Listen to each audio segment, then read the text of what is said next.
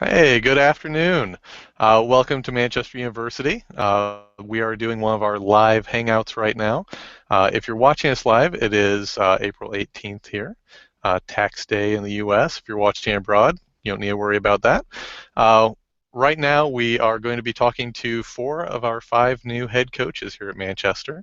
I wanted you to get a chance to get to know them a little better because they're a big part of the community here. So I will let them introduce themselves and we'll just go one by one around the room here. So let you guys kick it off. Hey, we'll all start. My name's Kevin Lake. I'm the head wrestling coach here at Manchester. And I'm Corey Brueggeman, the new head men's soccer coach. And we're going to send it over to Nate and Jared.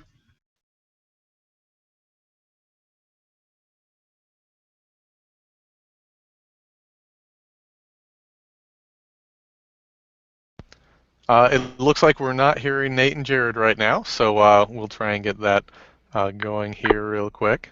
Hey, can you hear us now? Yes, yep, we can hear you fine now, Coach. Gerad Good, head men's basketball coach. And then Nate Jensen, head football coach. All right, and we do have one person who is unable to be with us right now. That'd be Jeff Lambert. He is our men's and women's cross country coach. He also helps out with track, and being an afternoon here, he is off at practice. So just kind of kick things off, a reminder, feel free to ask questions using the Q&A button. If you're watching on YouTube right now, you can go ahead in the lower left, there is a join the conversation button, and go ahead, click that, and you can ask any questions you like of the coaches here. First off, what's it like actually being a head coach? I know a lot of kids dream of that. They're watching the games, either of their high school, of their local college teams, watching TV, and they're probably wondering, what's it like actually coaching out there? I'll kick this off. I guess as well. I guess what it's like being a head coach. It's a lot of fun.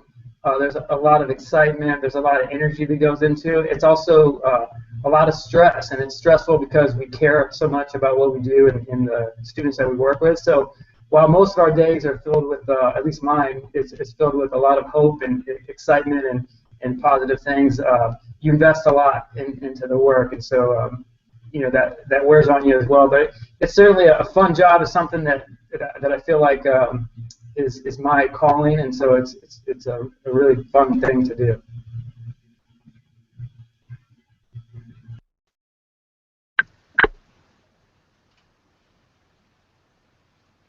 No, I would agree with that. It's you know you realize very few people really have this opportunity to really live out their dream and especially at this level. So I think it's a humbling job, and it's a job where you really have to enjoy it, and it's even better when you can get your family involved with it, and that's one thing I truly love about this profession, that you can encompass your family with the campus, and it's just it's great to have that ability to do that. And I gotta agree with Coach Good. I mean, my wife is an alum of Manchester University, and this is where we actually met when she was an assistant coach here. So, to be back in this position it's like being home.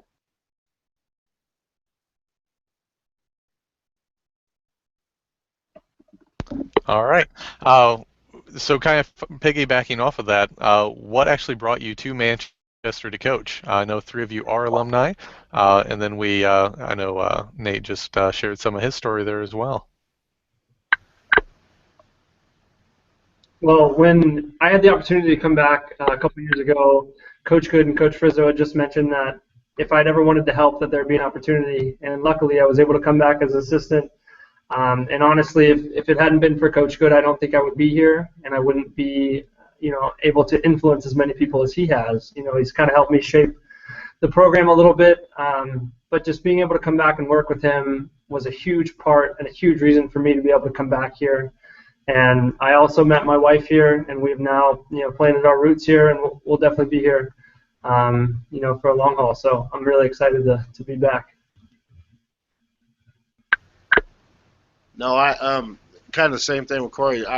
I went to school here in Alum, and it's kind of a job where no matter where I was at, I was always kind of looking at it and follow the program, and it's so close to me, and I was able to be a part of one of the guys who helped build it, so that's even more important. So when it opened up and it finally came fruition, I was kind of pinched myself because when Rick called me, because I thought it was a dream, and it's kind of cliche to say, but that's the truth.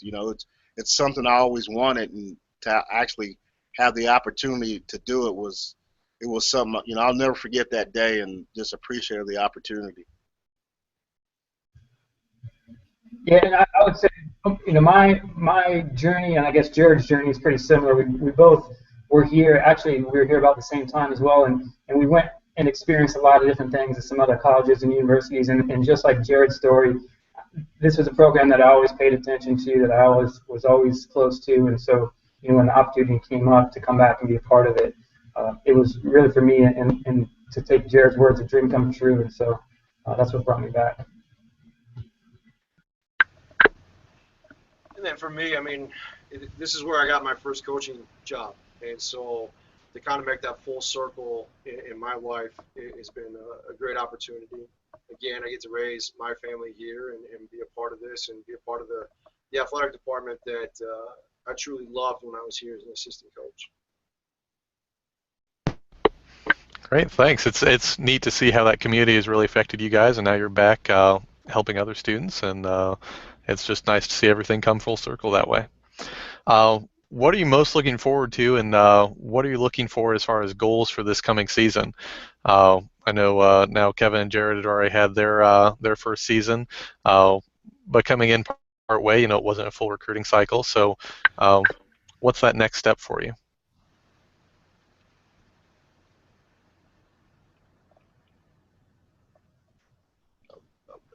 Well, the next step is we kind of reached some of our goals this year. One of our goals was to make it to the conference tournament, and I had in my mind, I really wanted to see if we could win 14 games. That was something that I kind of wrote down on paper, and the great thing about it is everyone was on board with the players, and they did a great job of not only wanting the goal and talking about it, but they achieved it. So I'm proud of them from that standpoint.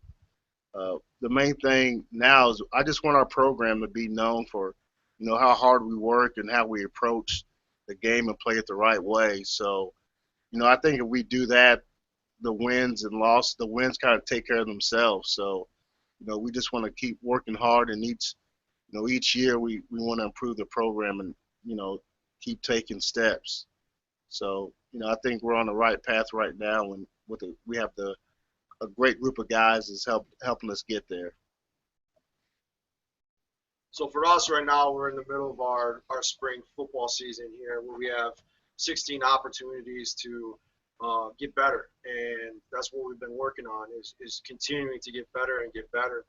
And our season goals will kind of get defined as we continue to finish up this spring session here, and what our seniors and the leadership that we have on this football team and where they want to go.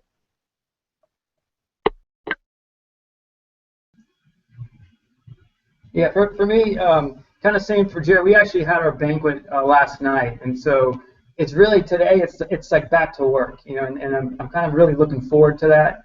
We took the chance to really reflect on this past year, and as you mentioned, Will, it seemed like it flew out. I started November 1st, and so it's only been 6 months, but it seems like I've been here for years. But we've reflected on the season. We honored our seniors, which were a huge part of the program, these past 4 years.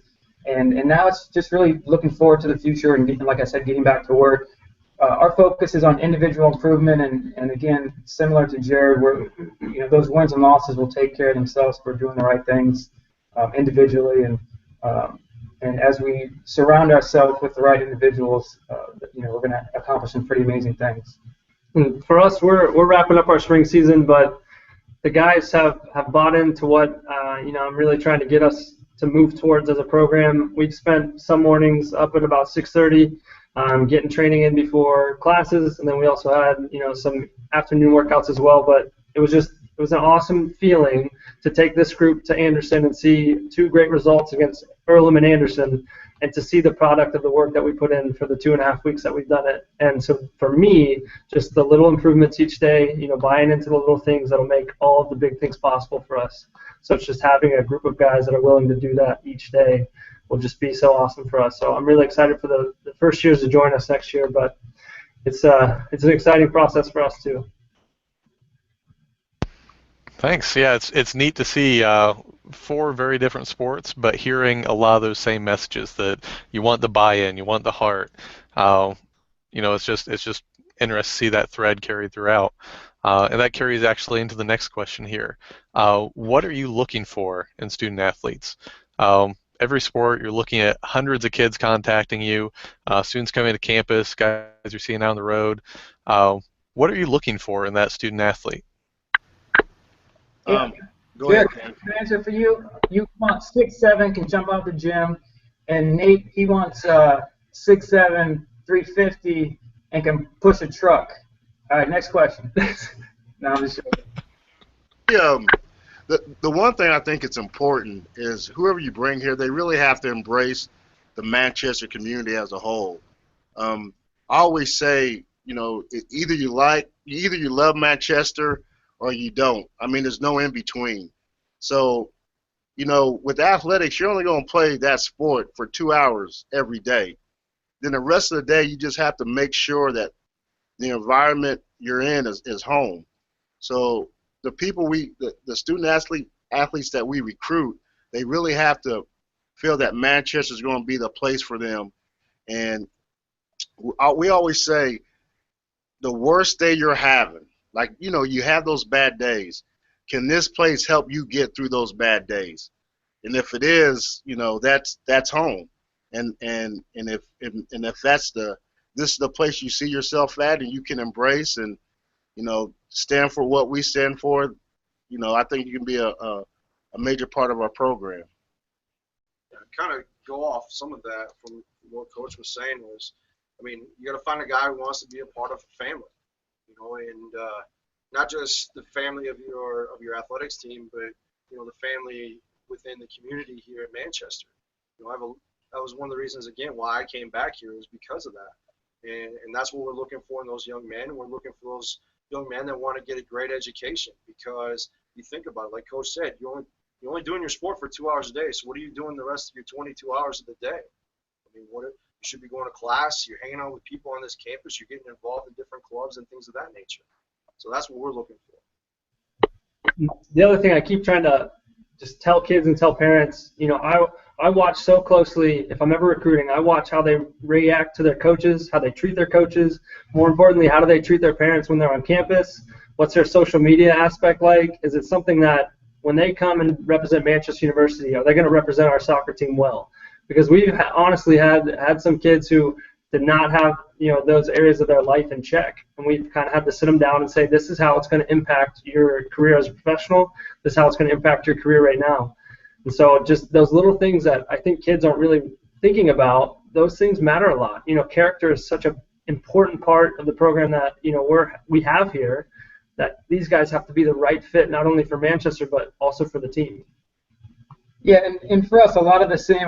I feel like I get asked this question a lot, and in thinking about it, the one thing that we talk a lot about is I look for individuals that have capacity for change, and what I mean by that is that they're always striving to become better in life, in their personal relationships, in their academics, and then obviously in their athletics. And if an individual possesses a capacity for change and is willing to do the work necessary to make those changes and is coachable and all the things that we just talked about here, that's the ideal Manchester wrestler in my mind. Great, thank you. And I think, Corey, probably this next one's going to be great to kind of tie off what you just said. How can a student make themselves stand out from the crowd, from all these other people you're recruiting? I know probably some of what you just said would fit right in there. Yeah, for us, like all three of these guys, I would agree. We're looking for that Manchester type fit. That when they come here, they're not asking where the closest mall is. They're not asking what things are doing off campus. I guess the one thing for us is just creating a good relationship from the start. So if I'm adamantly trying to get in touch with someone and they're not, answering texts or they're not giving me a call, they're not responding to emails. For us, a big part of our job in the recruiting world is to create lasting relationships with the students we're bringing in. And that, to me, is the number one way for me to, get acquainted with a kid and a student athlete to make sure he's going to do well here. And not only that, I can continue to help him, basically keeping in touch with him, trying to make sure that when he does transition from a senior to a first year, that goes as smoothly as possible. So for me, the one way to stand out is to stay connected with the coaches. You lose that disconnect, and then immediately you're going to be a little bit behind coming in. And I'll feed off of that a little bit, and I would say take ownership of the process.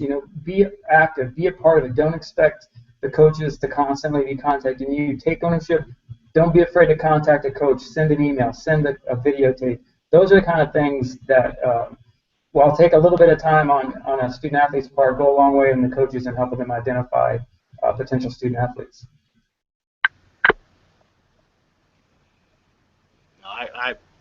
I agree. Yeah, you guys. Yeah, it's basically it. Just make sure you represent yourself and mainly your family the right way. That's one thing we always, that I look at. How, be a positive reflection of what your parents have kind of showed you. So, these two guys have pointed out, kind of hit it on the head of what we're looking for.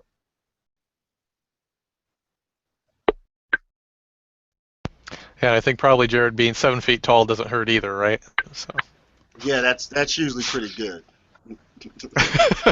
That's not bad. Oh, so if we've got any students listening now or watching later, and they're thinking, I want to be a coach. I want to be like one of these guys someday in my life. What advice would you just give to them? Should they just be the absolute best athlete on the team, or is there something more to that skill set of being a good coach? I think the first thing is you got to be a student of the game. You got to absolutely love it. In my background education wise, I actually thought I was going to be a computer programmer and stuff like that because that's what my degree's in. But I couldn't give up the love of football, and the ability to go out and coach these young men is like these guys have said, is a dream come true. So just having that passion and be a student of the game. I mean, go out and learn as much as you can. Ask lots of questions. I mean, start collecting things that are part of that sport, and videos and playbooks and things like that. That's what I did.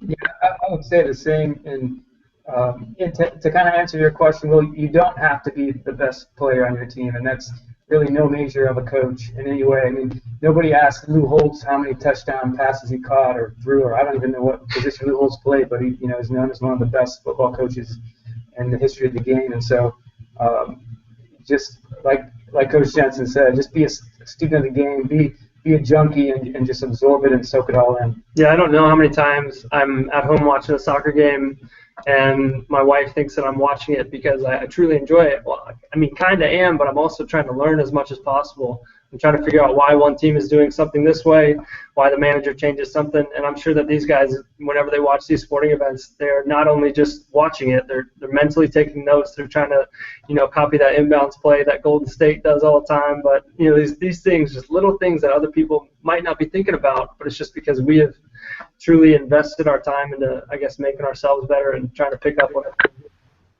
Yeah, I would say another thing. Once you get to a certain level, working like I used to work a lot of basketball camps.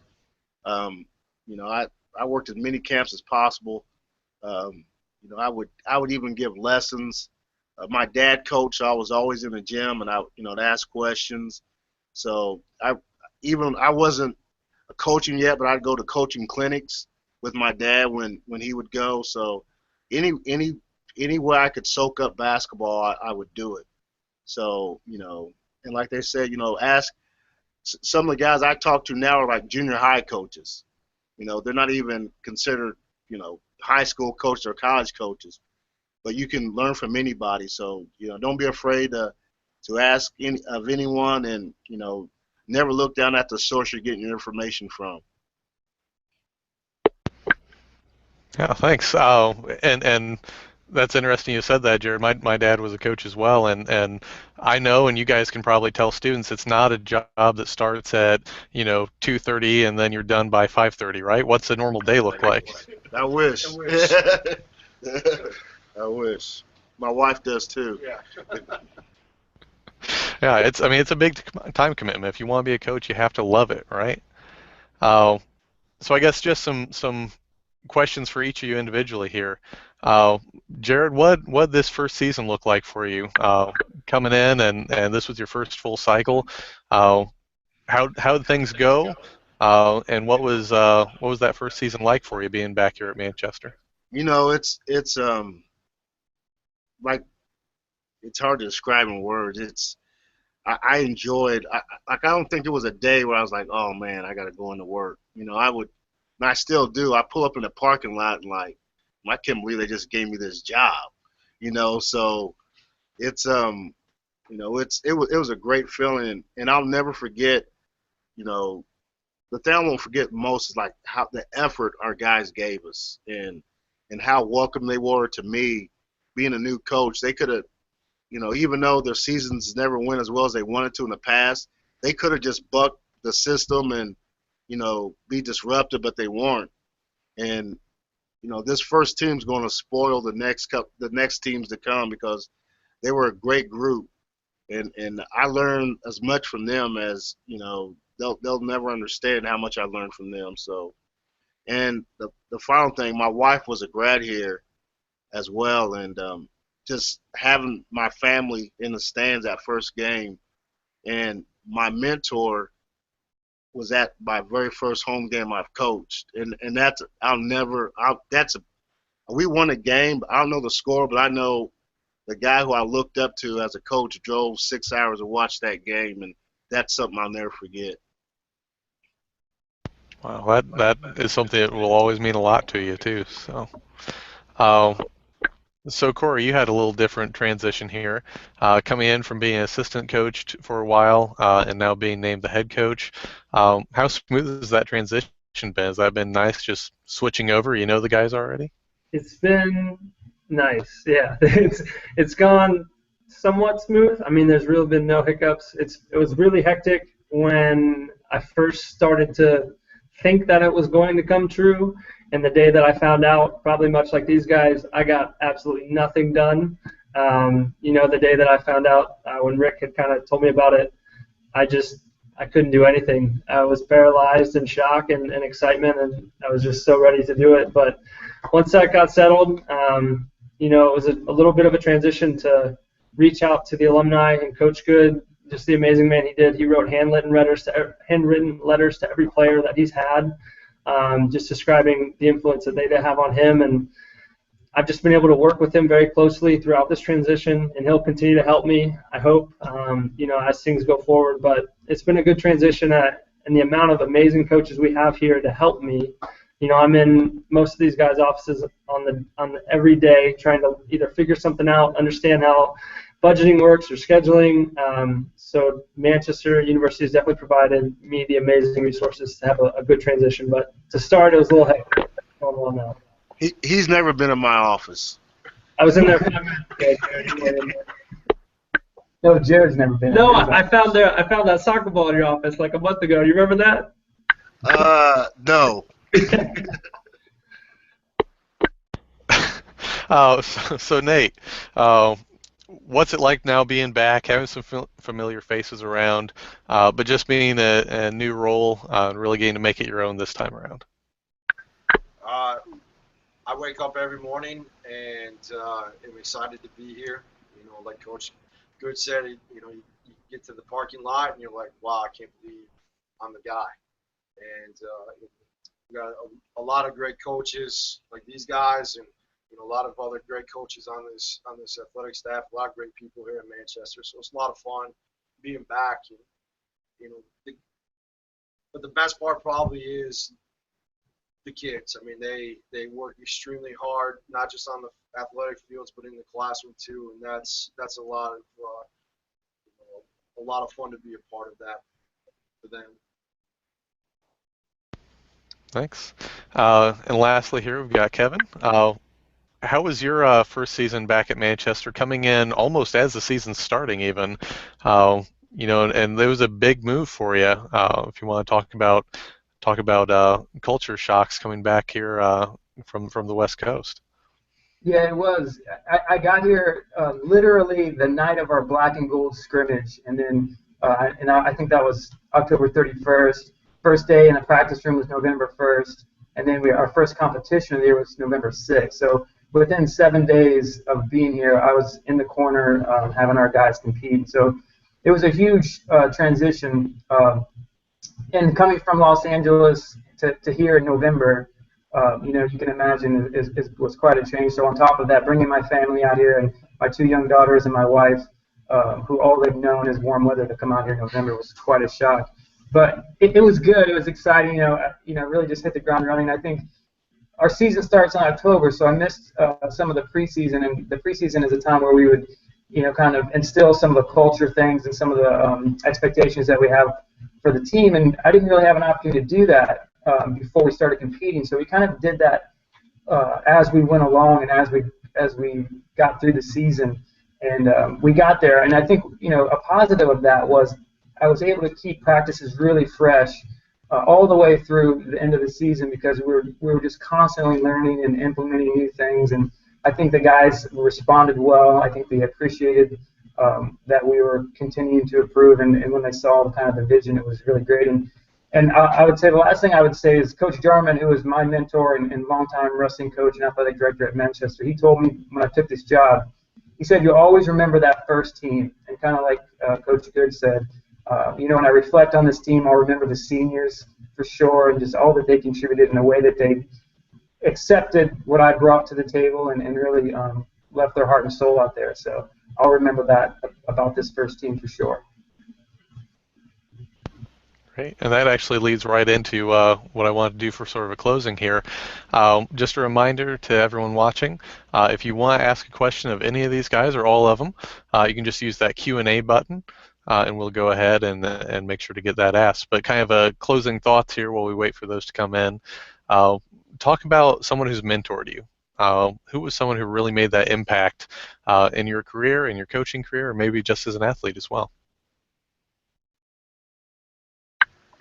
Do we really have that amount of time, Will? I mean, let's condense the list a little bit. If all of us had got to do that. So. We've got another 31 minutes yet if we really need it, but. I guess the guy that I'm replacing here, Coach Griffith, is guy gave me my first coaching job. He was a guy that I call about once a week just to check in on him. But I did that when I was not here in Manchester and the other places. So, I owe him a lot. I have the 2 guys that I played for in college, Greg Piscadno, who's the head coach at Alma, and I owe him a lot. He's helped me a ton in this coaching profession. And then another guy, his name's Rob Taylor. He was my position coach, and then he gave me my first coordinating job at another school here in the ACAC. So, those 3 guys right there, I owe a lot to, and appreciate everything that they have done and continue to do for myself and for my family. I think he definitely could have been an amazing influence to play for him and be able to come back and work with him. He's the ultimate servant leader, as I like to say a lot. He puts himself definitely second, and a lot of times putting the team first, putting the guys first. Just the amount of hours that he has given to this program is absolutely incredible. And then I've had so many youth coaches that from a young age instilled in me just the passion and the fun of the sport.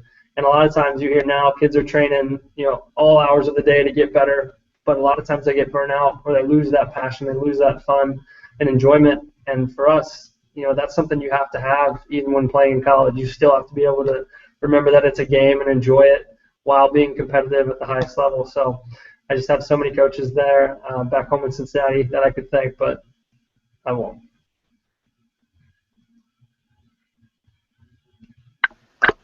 with me, Coach Alford obviously is, was a big part of me even getting into coaching.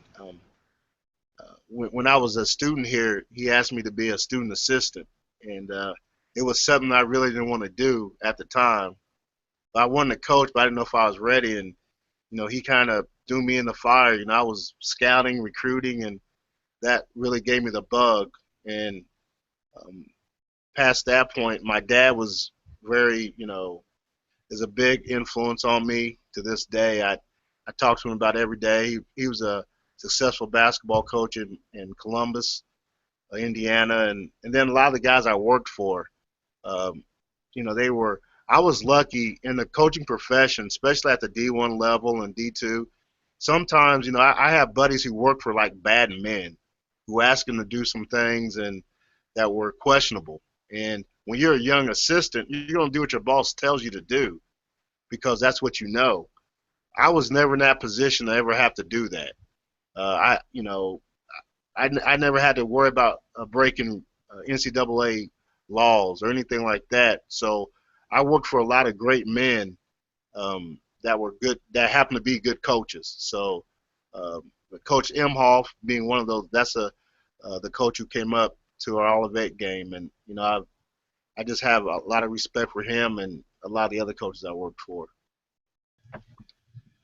Yeah, and obviously a lot of mentors. Coach Jarman certainly is one of them. One that always comes to mind that I probably don't recognize enough is Tom Borelli, who's the head coach of Central Michigan University. And Coach Borelli, to me, has been probably my biggest coaching influence, and certainly gave me the confidence to be a coach and to coach at the highest levels at the Division I level and the other places that I've been. And so I owe that to him. One of the things I take from Coach Borelli, he was NCAA Division I National Coach of the Year.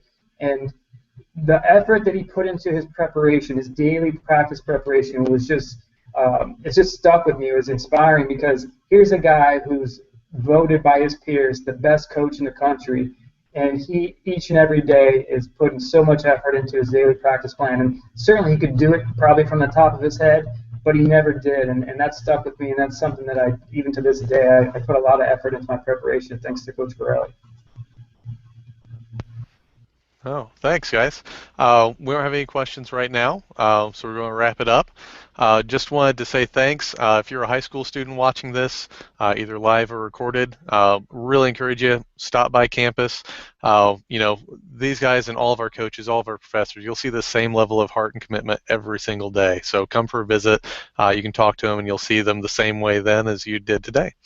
So thanks for everyone for watching. I will be doing more Hangouts throughout the summer and the fall, and hope you can join us for those as well. So thank you all very much.